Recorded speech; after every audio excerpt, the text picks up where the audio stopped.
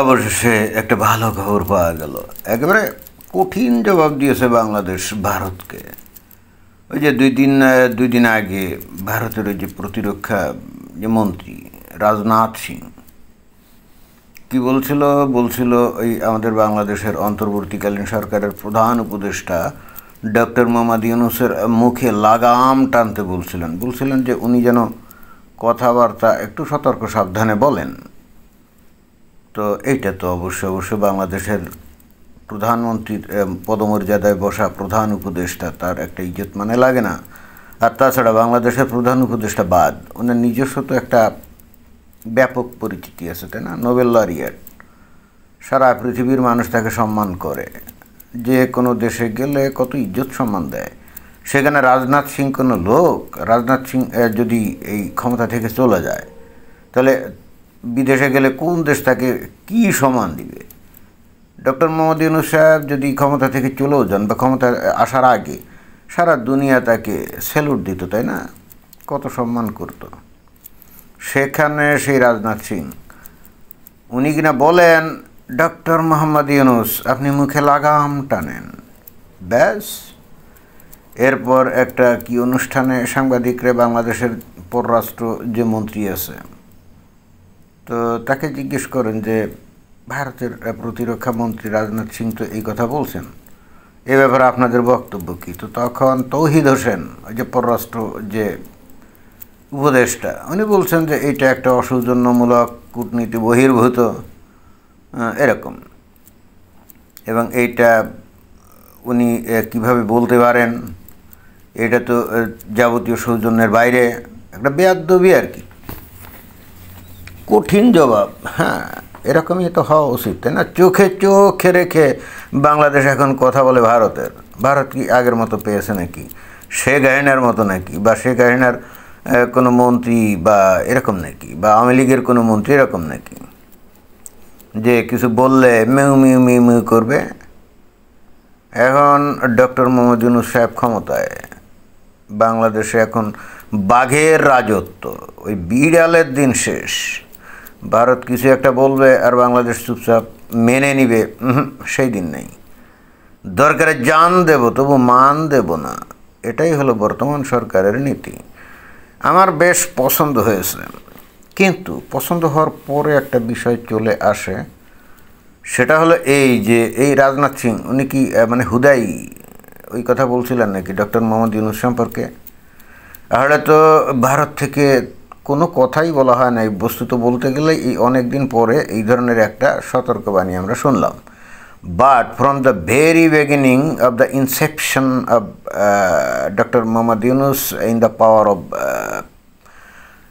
Chief adviser, উনি কি বলছেন, বাংলাদেশে যদি ভারত হস্তক্ষেপ করে বা কোনো গণ্ডগোল গ্যাঞ্জাম করে তাহলে সেভেন সিস্টার্স অশান্ত হয়ে যাবে, এ কথা তো উনি বলছিলেন। তারপরে ওনার যে ঘনিষ্ঠ লোকজন তারা কি বলছিল, চোখে রেখে কথা বলবো, ভারতের চোখে রেখে কথা বলবো। এখন বাংলাদেশের প্রভু বাংলাদেশ, মানে ভারত না, বাংলাদেশের প্রভু এখন পাকিস্তান, না? হ্যাঁ, তাই তো।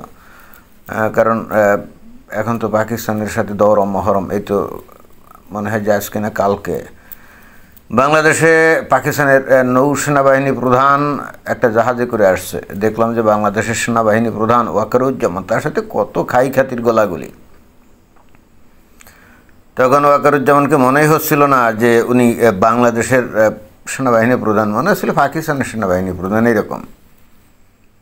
তো আবার এক সময় ওই যে একজন উপদেষ্টা সেভেন সিস্টার্স বাংলা, বিহার, উড়িষ্যা ইত্যাদি সবগুলোকে নিয়ে বাংলাদেশের একটা ম্যাপ বানিয়ে এটা প্রচার করছিল তো ওয়ান আফটার অ্যানাদার এই বাংলাদেশ থেকেই তো উস্কানি দেওয়া হচ্ছিল, তাই না? এবং সর্বশেষ ডক্টর মোহাম্মদ ইউনূস চায়নাতে গিয়ে চায়নার শি জিনপিংকে প্রস্তাব দেন যে Bangladesh is the guardian of the Indian ocean. একেবারে ক্লিয়ার কাট, বিশাল ইন্ডিয়ান মহাসাগর, সেই মহাসাগরের গার্ডিয়ান হলো ওই বাংলাদেশ। মনে হচ্ছে গার্ডিয়ান অফ দ্য গ্যালাক্সি। বাংলাদেশের এই বঙ্গোপসাগর এটা তো একটা বে অফ বেঙ্গল, বে মানে উপসাগর আর কি, আসলে সাগর না। আমরা মুখ দিয়ে বলার সময় বলি বঙ্গোপসাগর, আসলে সাগর না। বঙ্গোপসাগর বলতে আমরা যেটাকে বুঝি এটা আসলে উপসাগর, বে অফ বেঙ্গল, এই জন্য নাম হলো বে অফ বেঙ্গল। তো বঙ্গোপসাগরের আরও অংশ আছে, আরব সাগর আছে না, আরও কত কি ছোট ছোট সাগর আছে। তো তো কেউ আজ পর্যন্ত বলতে পারে না যে they are the guardian of the Indian Ocean. But Mohammad Yunus উনি কত বড় মানে বুকে বড় কত বড় কলজে, উনি ঠিকই চায়নাতে গিয়ে এই কথা বলছেন। এবং তখন তো চায়না বা ভারতের বন্ধু ছিল না, ভারতের বন্ধু মানে ভারতের সাথে চায়নার বন্ধুত্বপূর্ণ সম্পর্ক তো তার পরের ব্যাপার, তাই না? এবং খালি ওই কথা বলেই যে উনি ক্ষান্ত ছিলেন তা তো না, উনি বলছেন যে seven sisters are the locked countries, landlocked countries, না ল্যান্ডলকড স্টেটস, হ্যাঁ স্টেটস নট কান্ট্রি। তো এখন ওই আমি আজও আমার মাথায় ঢোকে না, এই জন্য তো ভারতের উচিত ছিল এই ডক্টর মোহাম্মদ ইউনূসকে ধন্যবাদ দেওয়া, তাই না? এ পর্যন্ত ভারত এই ল্যান্ডলকড 7 স্টেটসের জন্য কী করছে? কিছুই তো করে নেই, কিছুই করে নেই।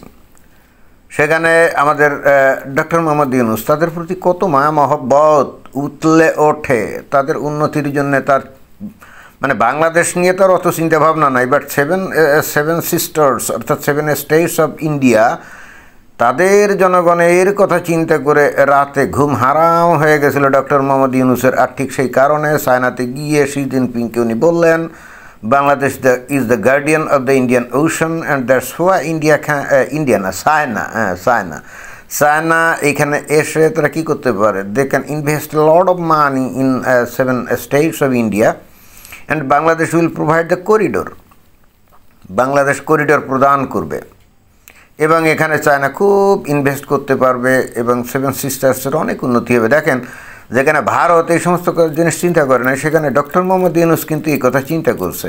অর্থাৎ ওই 7 স্টেটসের জনগণের প্রতি তার মায়া মহব্বতের সীমা নাই এবং সেই সমপরিমাণ মায়া মহব্বত কিন্তু বাংলাদেশের জনগণের প্রতি উনি দেখেন, আমার তো মনে হয় নাই। তাহলে এই মতো অবস্থায় যেখানে ভারতের উচিত ছিল ডক্টর মোহাম্মদ ইউনূসকে ধন্যবাদ দেওয়া, তাদের দেশের লোকজনের উন্নতির জন্য ডক্টর মোহাম্মদ ইউনূসের ঘুম হারাম হয়ে গেছে, তা না দিয়ে পরে রাজনাথ সিং এসে বলে যে হোল্ড ইউর ঠাং আর কন্ট্রোল ইউর ঠাং, রাইট? লাগাম টানো জিহ্বায়। আসলে অকৃতজ্ঞ, ভীষণ অকৃতজ্ঞ। এই যে ইন্ডিয়া দেশটা ভীষণ অকৃতজ্ঞ, তাদের নেতারা, সরকার ভীষণ অকৃতজ্ঞ। যেখানে ডক্টর মোহাম্মদ ইউনূসকে দিবে সাধুবাদ, সেটা তো দিলই না, উল্টে হুমকি দেয়।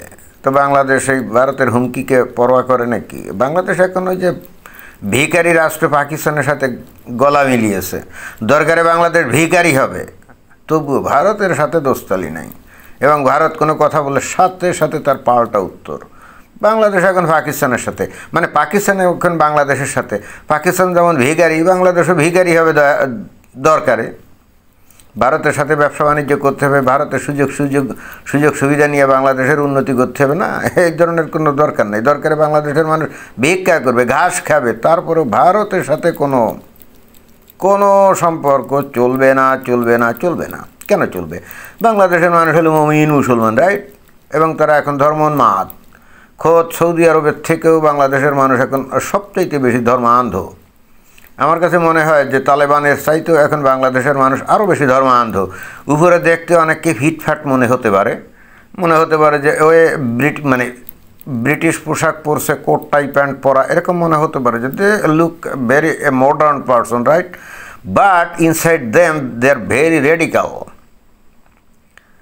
উপরে ফিটফাট, ভিতরে সদরঘাট, এরকম একটা প্রবাদ আছে না, অনেকটা সেরকম। উপরে দেখতে মনে হবে যে খুব আধুনিক মানস্ক একজন মানুষ, আধুনিক পোশাকের একজন মানুষ, বাট ভিতরে কিন্তু একজন ওই যে আলখাল্লা পরা হুজুরের চাইতেও বেশি ধর্মোন্মাদ। এটাই কিন্তু বাংলাদেশ, সব সম্ভবের দেশ বাংলাদেশ। ভারতের পেটের ভিতরে অবস্থান করেও একেবারে ভারতকে কাঁপিয়ে দিয়েছে। বাংলাদেশের মানুষ না আমরা কি আমরা তো বাঘের জাত, সুন্দরবনের বাঘের জাত। ঠিক কথাই বলছে তো তৌহিদ হোসেন, ধন্যবাদ আপনাকে। দরকারে আমরা না খেয়ে মারা যাব, দরকারে আমরা ঘাস খাবো, দরকারে আমরা কচু খাবো, দরকারে দুর্ভিক্ষ মহামারী হবে, আর হলে তো অসুবিধা নেই। দুর্ভিক্ষ মহামারী হলে নবী বলছে দুর্ভিক্ষ বা মহামারীতে যদি কেউ মারা যায় তাহলে সোজা বেহেশতে গিয়ে 72 হুর। তো সেটা তো বাংলাদেশের মুমিন মুসলমানের জন্য তো সৌভাগ্যের ব্যাপার, তাই না? নর্মালি আপনি রোজা নামাজ হজ জাকাত এগুলো করার পরেও আপনি যে বেহেশতে যাইবেন তার তো কোনো গ্যারান্টি নেই। তাহলে মানে শর্টকাট হয়ে কি বাংলাদেশে দুর্ভিক্ষ মহামারী লাগা, তাই না? এবং বাংলাদেশ বস্তুত সেই রাস্তা দিকে এগোচ্ছে। অন্তত বাংলাদেশের এই অন্তর্বর্তীকালীন সরকার সেটাই মনে হয় করে যাচ্ছে। আমি জানি না এরপরে কতদিন এই ভারতের সাথে বন্ধুত্ব পুনঃপ্রতিষ্ঠা হওয়ার জন্য লাগবে। তবে বাংলাদেশের মানুষদেরকে যদি ভারত ভালো মতো চিনে থাকে, আমার ধারণা কিয়ামত পর্যন্ত কোনো দিন বাংলাদেশের সাথে ভারত ভালো সম্পর্ক গড়ে তুলবে না, কখনো না। যদি করে সেটা হবে তাদের ওই খাল কেটে কুমির আনার মতো, আমার কাছে সেটাই মনে হয়। এবং বাংলাদেশের ক্ষেত্রেও তাই। ভারতকে কখনোই বাংলাদেশ বন্ধুরূপে গ্রহণ করেনি, করতে পারে না, করা সম্ভব না। ওই যে শেখ হাসিনার আমলে এমনি ক্ষমতায় থাকার জন্য হয়তো মাঝে মাঝে মানে এটা তেল দিত হয়তো এই ভারতকে, বাট ভিতরে ভিতরে শেখ হাসিনা কি ভারতকে পছন্দ করতো নাকি? না, করা সম্ভব না। কারণ সেও তো একজন প্রচণ্ড ধর্মান্ধ মৌলবাদী, এই শেখ হাসিনা। বিপদে পড়ে এখন যদিও ভারতে আশ্রয় নিয়ে আসেন, তার মানে এই না যে উনি হিন্দুদেরকে পছন্দ করেন, না, করা সম্ভব না। একজন খাঁটি ইমানদার বান্দার পক্ষে একজন হিন্দু অর্থাৎ যাদেরকে মুশরিক মনে করা হয় ইসলামে, তাদেরকে ভালোবাসা কি সম্ভব? কোনোদিনও সম্ভব না। সুতরাং এখন বাংলাদেশ তো চোখে চোখ রেখে কথা বলছে। ধন্যবাদ তৌহিদ হোসেন সাহেব আপনাকে। এবং আপনি বাংলাদেশকে আবারও ওই মানে পাকিস্তানের রাস্তার দিকে নিয়ে গেলেন, এজন্যও ধন্যবাদ। কারণ পাকিস্তানের দিকে গেলেও অসুবিধা কি? এই জগৎ তো 2 দিনের, আসল জগৎ তো পরে। তো বা পৃথিবীতে আমরা নাইলে 2 বেলা না খেয়ে 1 বেলা খাবো। দুর্ভিক্ষ হলে অসুবিধা কি? মারা গেলে বেহেশতে যাব। সব দিক দিয়ে সুবিধা। অন্তর্বর্তীকালীন সরকারকে জন্য ধন্যবাদ যে বাংলাদেশের গণমানুষকে বেহেশতে যাওয়ার রাস্তা দেখাচ্ছে।